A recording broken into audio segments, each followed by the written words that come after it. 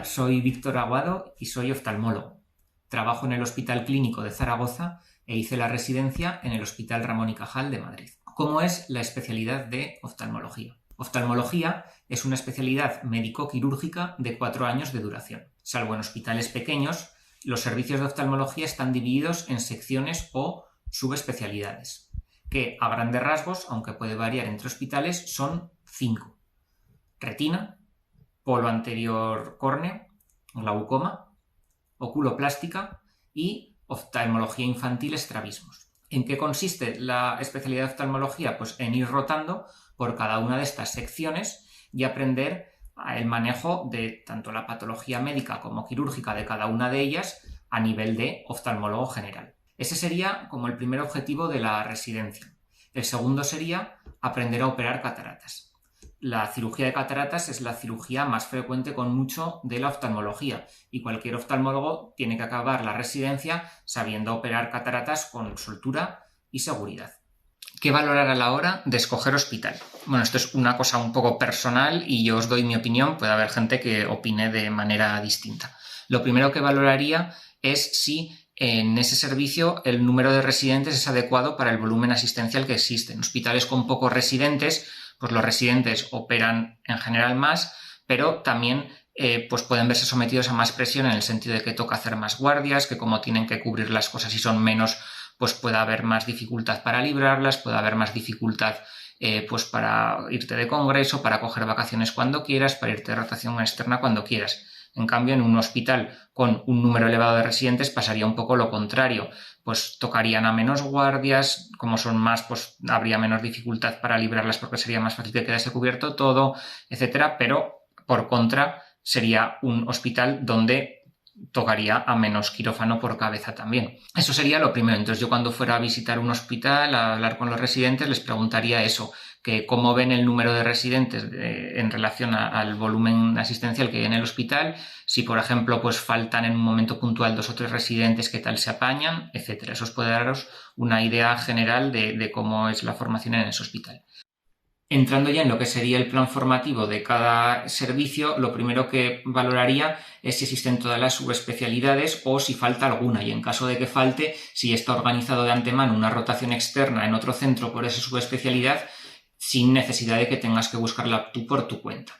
Luego, otro aspecto que a mí me parece beneficioso es rotar varias veces por cada subespecialidad a lo largo de la residencia, porque pasa un poco como la formación de la preparación al MIR, que cuando te estudias sucesivas veces una asignatura, pues la entiendes mejor porque la relacionas con conceptos de otras y lo entiendes y lo aprendes mejor. Pues en la residencia de oftalmología pasa lo mismo.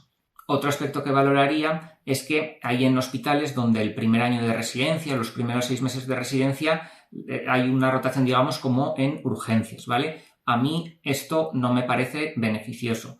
En general, la patología que se atiende a la urgencia es patología en general pues banal y de fácil manejo que cuando ya lo has visto muchas veces pues lo sabes hacer bien, ¿vale? A mí me parece más beneficioso el rotar cuantos más meses mejor por cada una de las especialidades o en quirófano. En todos los sitios se aprende, en la urgencia también, pero creo que rotando en las consultas específicas de la subespecialidad o estando en quirófano se aprende más y por tanto cuantos más meses de R1 se esté en la urgencia, consulta general, a mi juicio, peor. Por último, en el plan formativo también sería interesante pues, tener la posibilidad de realizar rotaciones externas y también en algunos servicios de R4 es posible rotar un poco tú por donde quieres. Pues si te gusta mucho la retina, pues rotar de R4 por retina, por córnea, por lo que a ti te guste. Eso a mí me parece pues, un plus de cara a ese servicio.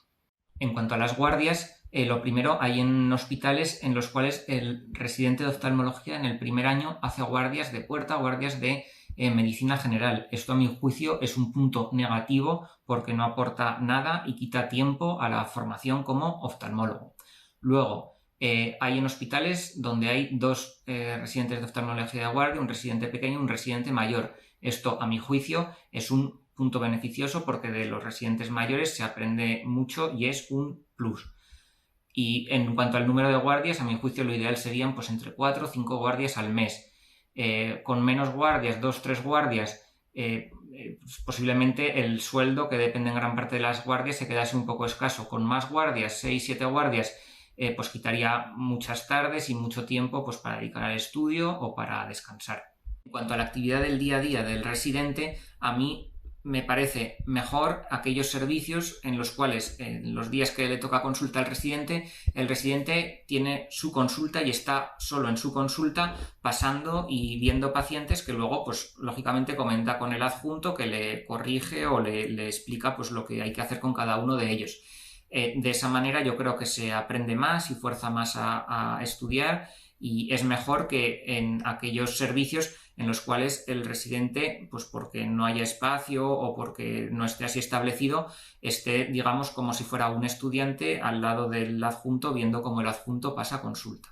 En cuanto al quirófano, pues sí que habría que preguntar más o menos pues, con cuántas cataratas sale uno habiendo operado al final de la residencia, y también, bueno, pues si existe la opción de aprender o iniciarte en otras cirugías. Una cosa que a mí también me parece beneficiosa es que sea el residente el que instrumente al adjunto durante la cirugía y que esto no lo haga una enfermera o otro adjunto, porque de ese modo pues esfuerza uno a aprenderse mejor los pasos de la cirugía, a entender todo, y es un modelo que a mi juicio se aprende más.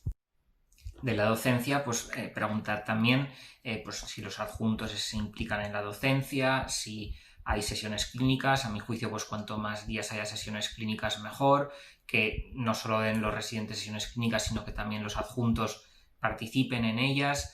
Y luego pues la asistencia a congresos, pues que haya posibilidad de ir a los que estés interesado. Respecto a la investigación, esto es algo que también hay que aprender durante la residencia. Lo ideal sería un servicio donde existiese un término medio, es decir, un servicio donde haya investigación, donde haya adjuntos que publiquen, que investiguen, que te ofrezcan participar en estudios, que te orienten cuando los estás realizando, pero que tampoco sea un centro donde se presione en exceso para que investigues, te medio obliguen a estar metido en muchas líneas, porque al final todo esto quita mucho tiempo. Entonces, si estás la mayoría de las tardes sacando datos o dedicándote a estos temas, te falta luego tiempo para pues estudiar oftalmología como tal o para descansar. Y por último, pero también muy importante, el ambiente que exista en el servicio, que haya buena relación entre los residentes y los adjuntos, ¿vale?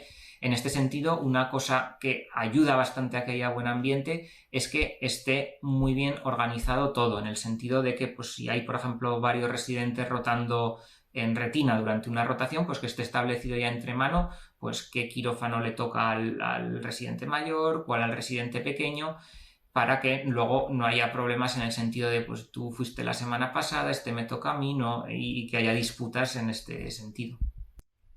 Cosas buenas de la especialidad de oftalmología. Lo primero pues es que es una especialidad bonita, muy interesante de estudiar, y que luego la actividad tanto de residente como de adjunto es muy variada. Yo, por ejemplo, esta semana, hoy es viernes, pues el lunes tuve consulta general, el martes tuve quirófano, el miércoles estuve en urgencias pues supervisando a los residentes de oftalmología que tenían que estar ese día en la urgencia. El jueves tuve como quirófano de pinchar intravítreas. Y el viernes tuve consulta de subespecialidad, de estrabismo y oftalmología infantil. Pues como veis, es una actividad muy variada. Yo, por ejemplo, esta semana no he hecho lo mismo durante 2 días seguidos. Otro aspecto positivo de la especialidad es que, a mi juicio, es bastante autosuficiente y resolutiva, en el sentido de que, por ejemplo, cuando viene un paciente a la consulta, no se le piden las pruebas y se le cita otro día, sino que, por lo general, las pruebas se hacen en el momento y se las haces tú. No sueles depender de otras especialidades para realizar las pruebas. Esto permite que en muchos pacientes que acuden pues se vayan de la consulta, de esa primera consulta, con un diagnóstico en muchas ocasiones. Y un último aspecto positivo de la especialidad de oftalmología sería la calidad de vida, en el sentido de que una vez acabada la residencia son muy pocos los hospitales en los cuales hay adjunto de oftalmología de guardia de presencia física. En la mayoría de los hospitales el adjunto está de guardia localizada o no hay oftalmólogo de guardia de ningún tipo.